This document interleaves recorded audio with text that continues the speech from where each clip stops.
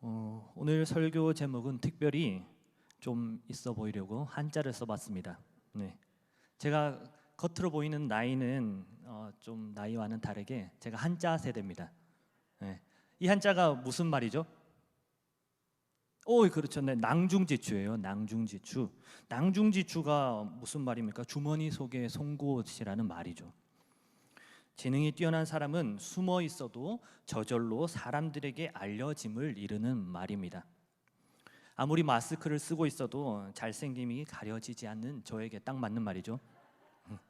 이 말을 하기 위해서 사실 마스크를 쓰고 있으려고 하다가 그냥 벗었습니다. 그러면 이 사자성어를 왜 제목으로 넣었는지 오늘 말씀을 함께 나누어 보면서 은혜를 받고 또 도전을 받는 그런 귀한 시간이 되기를 간절히 소원합니다. 사도행전 13장에서 이 바나바와 사울이 선교사로 세움을 받고 1차 전도 여행을 떠나게 됩니다. 우리가 잘 아는 내용들이죠. 그리고 오늘 우리가 함께 읽은 이 16장의 말씀은 그로부터 시간이 조금 흘러 또 사도 바울의 제2차 전도 여행의 여행 중의 이야기입니다. 사도 바울의 1차 전도 여행에서는 사도 바울이 바나바와 함께 전도 여행을 갔습니다. 그리고 2차 전도 여행이 시작될 무렵 어떤 큰 사건이 일어나죠. 그것은 바로 바울과 바나바가 크게 다투는 일이 일어납니다. 아무리 위대하고 놀라운 일들을 하는 이 사도들이라 할지라도, 주의 일꾼들이라 할지라도 때로는 다투기도 합니다. 사람들이니까요. 그렇게 사도 바울과 바나바가 다투고, 당연히 다투고 나면 어떻겠습니까? 당연히 서로에게 삐지겠죠. 우리 아름다운 우리 수원동부교회입니다. 바로 사과하죠. 근데 이 둘은 삐졌던 것 같아요, 서로에게. 그래서 서로 다른 지역으로 전도 여행을 떠나게 됩니다. 놀라운 것은 이 다툼으로 인해서 하나님의 복음이 더 많은 곳으로 동시다발적으로 전해질 수 있었다는 것이죠. 잠언 말씀에도 이런 말씀이 있습니다. 사람이 마음으로 자기의 길을 계획할지라도 그의 걸음을 인도하시는 이는 여호와시니라. 아멘. 비록 사람의 생각과 또 계획으로, 물론 그것이 어떻게 보면 뒤틀린 계획일지라도 그것을 통해서 하나님의 선하신 방법대로 또 하나님께서 놀랍게 사용하시는 이 하나님의 은혜를 우리는 보게 됩니다. 그렇게 사도 바울과 바나바는 서로 다툰 후에 그리고 서로 다른 지역으로 선교 여행을 떠나게 되죠. 그리고 각자 다른 동역자를 데리고 가게 됩니다. 사실 그 데려가려는 동역자 때문에 다툼이 일어나긴 했습니다. 아무튼 바나바는 마가와 함께, 그리고 오늘 본문에서 보아서 알듯이 사도 바울은 실라와 함께 각각의 전도 여행을 떠나게 됩니다. 중간에 많은 부분들이 있지만 그 내용들을 생략하고 오늘 본문의 내용을 살펴봅시다. 사도 바울과 실라가 전도를 하러 어느 지역에 가고 있었습니다. 선교의 현장 혹은 하나님과 더욱더 가까이 하려는 곳, 예배의 자리도 마찬가지죠. 그곳은 항상 이를 방해하려는 세력들이 나타납니다. 아니나 다를까 오늘도 역시 사도 바울이 가서 복음을 전하는 곳마다 그들을 따라다니면서 괴롭게 하는 사람이 나타났습니다. 사도 바울이 기도하러 가는 도중에 어떤 사람을 만나게 되죠. 그는 뭐라고 되어 있습니까? 귀신 들린 어느 여종이라고 나와 있습니다. 그녀는 그 귀신 들린 그 귀신으로 점을 치고 또 사람들에게 돈을 받아서 자신들의 주인에게 큰 이익을 주었던 그런 사람이었습니다. 그가 바로 사도 바울의 일행을 방해하려는 세력, 귀신 들린 여종이었죠. 그는 어떤 일을 했다고 나오고 있나요? 본문에서 사도 바울이 가는 곳마다 따라다니면서 큰 소리로 사람들에게 말을 합니다. 봐라, 이 사람은 지극히 높으신 하나님의 종이다. 그는 너희에게 구원의 길을 전하는 사람이다. 어떻게 보면 좋은 일 아닌가? 라고 생각할 수도 있죠. 사도 바울과 실라가 별로 힘들이지 않고 쉽게 복음을 전하는 그런 일이 될 거라 생각할 수도 있습니다. 하지만 이 귀신 들린 여인이 말하는 것은 그런 뜻이 아니었습니다. 본문 18절에도 사도 바울이 이 때문에 심히 괴로워하였다라고 나타나고 있죠. 이를 통해서만 봐도 이 귀신 들린 여인이 사도 바울과 실라의 사역을 도와주려는 것이 아니다라는 것을 우리는 알 수 있습니다.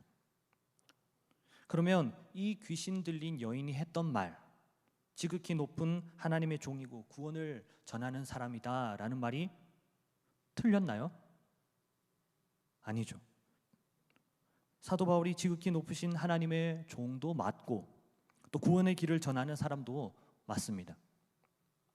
그러나 문제는 여기에 있지 않습니다. 그것은 바로 자신이 귀신이 들려서 점치는 것과 하나님의 종으로서 구원의 길을 전하는 것이 동일시하게 여기도록 만들려는 것에 문제가 있다는 것입니다. 쉽게 말해서 하나님을 믿어도 되고 점집에 가서 무당이 하는 말을 믿어도 똑같다라고 말하는 것이었습니다. 당연히 아니죠. 그렇기 때문에 사도 바울은 그 귀신 들린 여종의 입에서 나오는 말로 인해서 심히 괴로웠던 것입니다. 더군다나 몇 날 며칠을 자꾸 이 사도 바울의 일행을 따라다니면서 그렇게 말을 해대니까 얼마나 귀찮았겠습니까? 사도 바울이 광장에서 큰 소리로 여러분 제가 하는 말을 한번 들어보세요. 저는 이라고 하는데 이 귀신 들린 여자가 와서 이보세요 동네 사람들, 이 사람은 지극히 높으신 하나님의 종이고 당신들에게 구원의 길을 전해주는 사람입니다. 또 다른 데 가서 사도 바울이 여러분들 제가 하는 말을 들어보세요. 저는 안 돼. 이보세요 동네 사람들, 이 사람은 하나님의 종이고. 얼마나 힘들었겠습니까? 말을 못하도록 하는 거죠. 그래서 사도 바울이 얘기를 합니다. 야, 내가 예수 그리스도 이름으로 말하는데 좋은 말 할 때 너 나와. 그러죠. 그랬더니 어떤 일이 나타납니까? 놀라운 일이 나타나죠. 그 귀신 들린 여종에게서 귀신이 즉시 나오게 됩니다. 예수 그리스도의 이름의 능력이 크게 드러나는 순간이었습니다. 그러나 그 놀라움도 잠시였죠. 자신들의 여종에게서 귀신이 나가게 되자 더 이상 점을 칠 수 없게 되었죠. 그래서 이 주인들이 나타나서 어떻게 하죠? 예수님께 아이고 감사합니다라고 말했나요? 아니었죠. 여종에게서 귀신이 나가게 됨으로 인해서 그 주인들이 화가 나서 바울과 실라를 고소하게 됩니다. 왜죠? 더 이상 점을 칠 수 없었기 때문이죠. 다시 말해서 돈줄이 끊어졌다는 거예요. 그래서 그 주인들이 화가 나서 이들을 고소하게 된 것입니다. 그 명목이 참 웃기지도 않습니다. 본래의 명목은 자신들의 돈줄을 끊었다라는 것이었지만 대외적으로 그들을 고발한 내용은 그게 아니었습니다. 예수의 복음이 로마 사람인 자신들이 사는 성을 어지럽게 만든다라는 것이죠. 바울과 실라가 전하는 이 복음의 내용들이 로마 사람인 본인들에게 저급하면서도 또 자신들을 선동할 그런 풍습이라는 것이었습니다. 그래서 어떻게 됩니까? 사도 바울과 실라는 잡히게 됩니다. 그리고 거기서 끝인가요? 그들을 때리고 감옥에 가두는 것으로 이어지게 되죠. 우리는 여기서 한 가지 사건에 좀 더 집중하여 살펴보고자 합니다. 이 귀신 들린 여종이 바울과 실라를 향해서 한 말에 대해서 우리는 우리 시선을 조금 더 옮겨 보겠습니다. 이 귀신 들렸던 그녀가 바울을 향해서 했던 말이 무엇이었습니까? 지극히 높으신 하나님의 종, 그는 구원의 길을 전하는 자이다. 지금부터 들려드리는 이 얘기는 제가 어렸을 적에 겪었던 실화입니다. 100% 실화입니다. 제가 대구에 살았는데 말투에서도 좀 그렇죠. 대구의 동성로 한복판에서 여기로 말씀드릴 것 같으면 서울의 명동과도 같은 거리입니다. 지금 서울의 메인 거리가 명동이 맞나요? 네, 옛날 얘기인가요? 아무튼 대구의 동성로, 이 대구의 시내의 메인 거리였습니다. 지금의 대구백화점 앞에 큰 광장이 있는데 그 앞을 지날 때의 일이었습니다. 그곳에서는 엄청나게 큰 굿판이 벌어졌습니다. 그리고 그것을 저는 아버지와 아버지 친구 목사님들과 여러 명이서 함께 지나가다가 구경을 했습니다. 굿판을 직관한다는 거, 이게 좀처럼 흔한 상황은 아니잖아요. 굿판 혹시 가보셨나요? 아무도 못 보셨죠? 저는 봤습니다. 네. 물론 당시 제가 어렸을 적이었어요. 그래서 상황 전부가 기억나는 건 아닌데 제 기억에 가장 생생하게 기억이 났던 부분이 있었는데 그게 뭐냐면 이 무당이 좀 센 무당이었나 봐요. 커다란 작두를 탔어요. 작두를 타는데 갑자기 막 타던 무당이 피를 흘리면서 쓰러져 가지고 하는 소리가 있었습니다. 에이 돼! 하면서 재수없게 예수쟁이가 여기 왔어. 굿이 안 돼! 하면서 막 소리 질렀는 거예요. 그렇습니다. 그곳은 다름 아닌 예수쟁이 분별소였던 것이었습니다. 지금 이 이야기를 들으시는 분 중에 혹시나 걱정하시는 분들이 계시나요? 혹시나 내가 그곳에 갔다면 굿판이 아니라 굿판이 되면 어쩌지? 그런 속된 말로 진짜 쪽팔리는 거 아니야? 라고 생각하실 수도 있죠. 네. 또 다른 얘기입니다. 제가 캄보디아로 청소년부 애들을 12명을 데리고 이제 비전 트립을 갔을 때 일인데 제대로 된 집도 없는 그런 마을을 아이들과 함께 돌아다니면서 복음을 전하고 또 아픈 사람들에게 약을 주고 또 어린이들에게 영어와 한글을 가르쳐주고 있었습니다. 그리고 하루의 일과를 마치고 선교사님과 함께 저녁에 뜨거운 집회를 은혜 가운데 마치고 난 뒤에 늦은 저녁에 선교사님과 함께 맛있는 열대 과일을 먹으면서 이야기를 나누었습니다.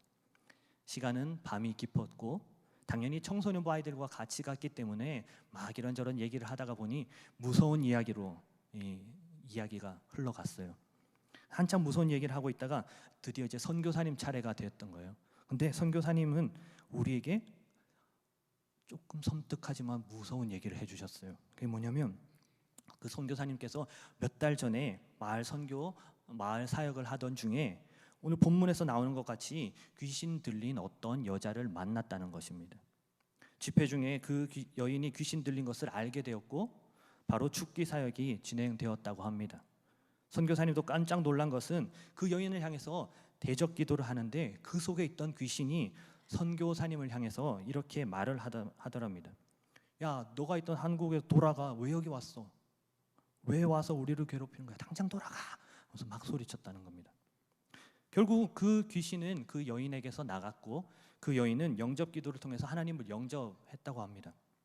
그리고 선교사님이 더 놀란 것은 나중에 그 여인과 대화하던 중에 이 여인은 한국이라는 나라를 들어본 적도 없고 알지도 못했다는 것입니다. 놀랍지 않습니까? 네.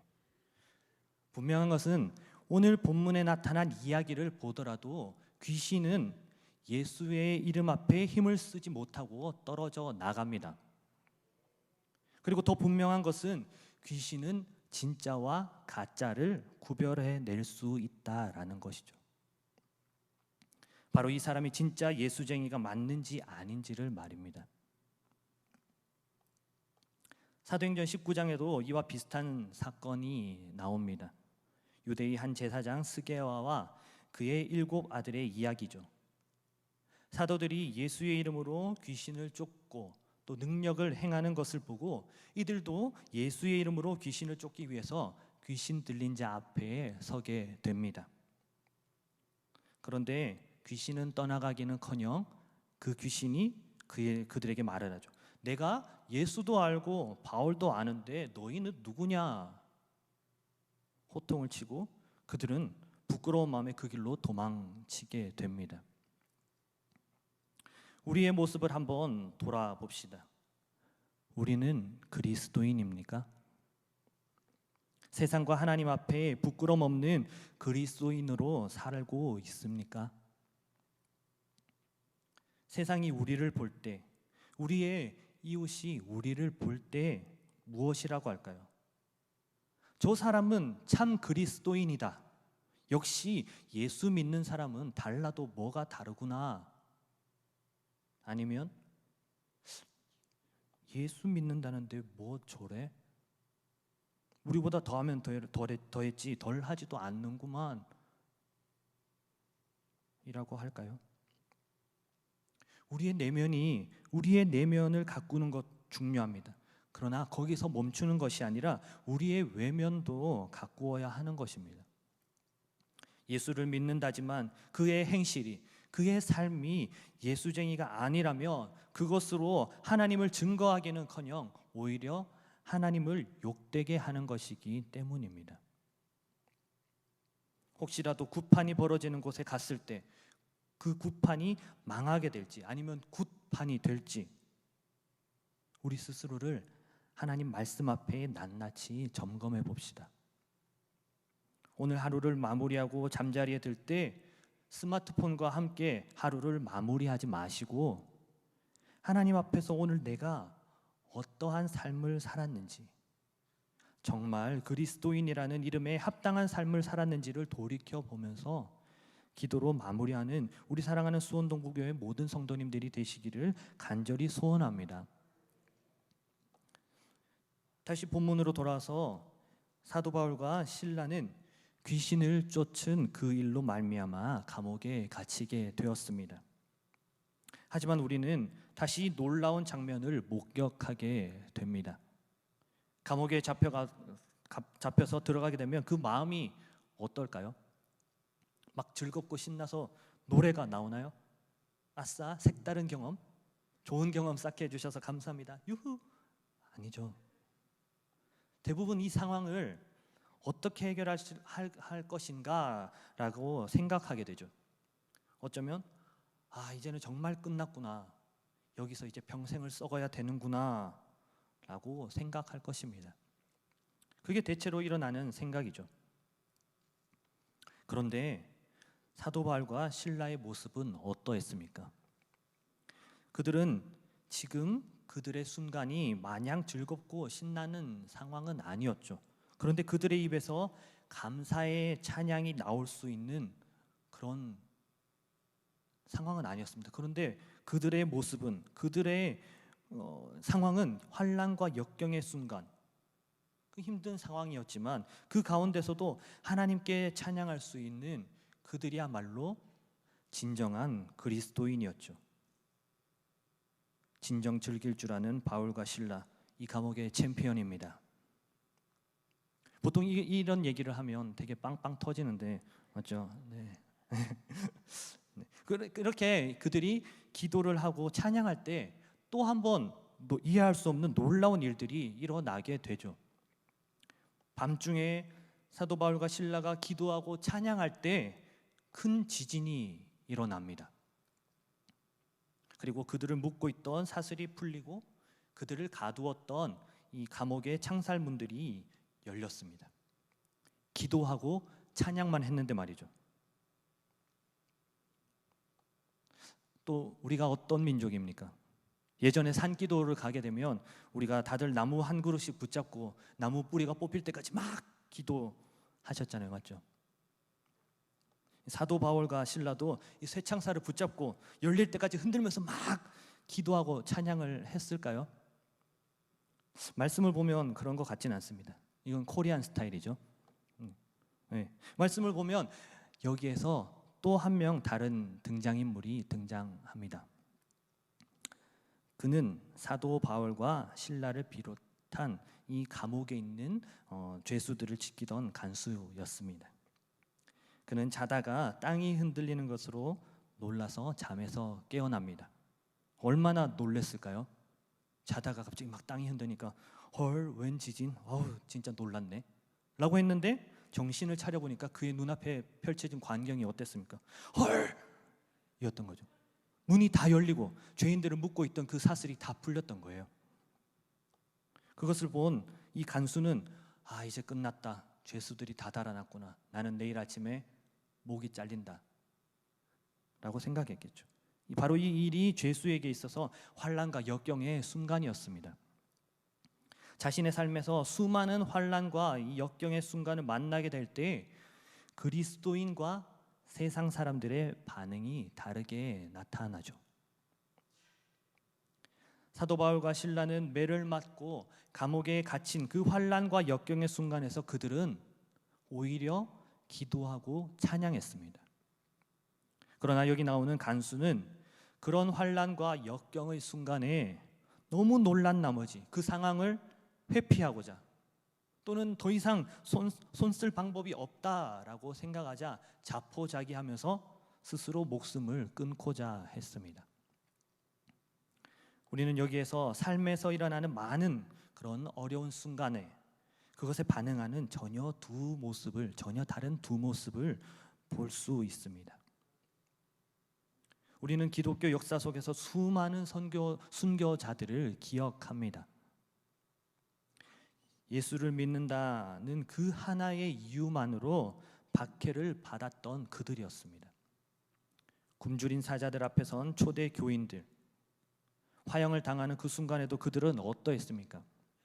하나님을 원망하고 자신들을 그렇게 만든 이들을 향해서 저주를 퍼부었나요? 아니었죠. 그들은 찬양했습니다. 일제시대에 일본 순사 앞에서 많은 성도들, 특히 우리에게 가장 제일 잘 알려진 주기철 목사님의 이야기를 우리는 기억합니다. 많은 핍박과 박해 속에서 그들은 절망하고 스스로 목숨을 끊으려 했던 이 오늘 본문에 나타난 간수의 모습과는 달리 사도 바울과 실라의 모습처럼 오히려 그 상황 속에서 기도와 찬양을 했습니다. 그들은 어떻게 그럴 수 있었을까요? 함께 말씀 한 절을 보실까요? 로마서 5장 3절에서 4절 말씀인데 우리 같이 한번 읽어보겠습니다. 시작. 다만 이뿐 아니라 우리가 환난 중에도 즐거워하나니 이는 환난은 인내는 연단은 소망을 이루는 줄 알미러라. 아멘. 그리스도인은 순간의 현실을 보는 것이 아니라 그 너머에 있는 장차 우리가 가게 될 영원한 하늘나라의 소망을 두며 그것을 우리의 믿음의 눈으로 볼 수 있기 때문입니다. 우리가 기뻐할 수 있는 이유가 바로 여기에 있는 것입니다. 말씀을 마무리하겠습니다. 우리는 누구입니까? 우리는 어떤 모습으로 살아가고 있습니까? 이 코로나 시대 가운데 세상 사람들이 우리를 향해서 내뱉는 그 거친 말들에 혹시 위축되어 있지는 않습니까? 예수를 믿는다는 사실을 숨기며 살아가야 하는 그런 현실입니까? 예수를 믿는다는 사실이 부끄러운 것인가요? 참으로 안타까운 일입니다. 초대교회의 스데반 집사님의 순교 이후 많은 그리스도인들이 흩어졌습니다. 유대인이 아닌 헬라인에게까지 그리스도의 복음이 전해졌고 또 그 소식을 들은 예루살렘 교회가 바나바를 안디옥 교회로 파송하게 되죠. 우리가 잘 알듯이 바나바는 어떤 사람이었습니까? 착한 사람이며 성령과 믿음이 충만한 사람이었습니다. 많은 사람들에게 하나님의 은혜를 끼쳤고 또 많은 무리에게 큰 위로를 주는 사람이었습니다. 그리고 바나바가 사울을 데려와서 그와 함께 1년간 큰 무리를 가르쳤을 때 그들의 모습을 보고 사람들은 평가를 합니다. 어떤 평가를 했나요? 그들이 비로소 그리스도인이라 일컬음을 받았습니다. 다시 한번 도전해 봅니다. 우리는 누구입니까? 예수의 복음을 들고 땅 끝까지 가서 주의 이름으로 세례를 주고 제자 삼으라는 명령을 받은 자들 아닙니까? 그렇다면 예수의 복음을 증거하는 그리스도의 삶은 어떤 삶이어야 할까요? 어떻게 예수의 복음을 증거할 수 있을까요? 진리의 말씀, 진짜 복음을 증거하는 것 중요합니다. 그리고 중요한 것은 거기서 끝나는 것이 아닙니다. 더불어 우리의 삶이 중요합니다. 예수를 먼저 믿은 우리의 삶의 모습이 중요하다는 것입니다. 이미 사도 바울과 실라는 그의 삶의 모습으로 하나님을 드러내고 있었습니다. 환난과 역경 가운데서 그들의 모습은 어떠했습니까? 그런 모습을 통해서 하나님께서 역사하셨습니다. 그들의 모습을 통해서 하나님이 드러나고 결국엔 세상 사람들이 하나님을 믿게 되는 놀라운 일들이 나타났습니다. 우리는 그리스도인입니까? 우리는 세상 속에 살지만 세상에 속하지 않고 하나님께 속한 그리스도인의 삶을 살아야 합니다. 우리의 신분을 숨기려 해도 숨겨지지 않고 오히려 우리의 모습을 통해서 세상이 하나님을 바라볼 수 있는, 하나님을 알게 되는 그런 그리스도인이 되시기를 간절히 소원합니다.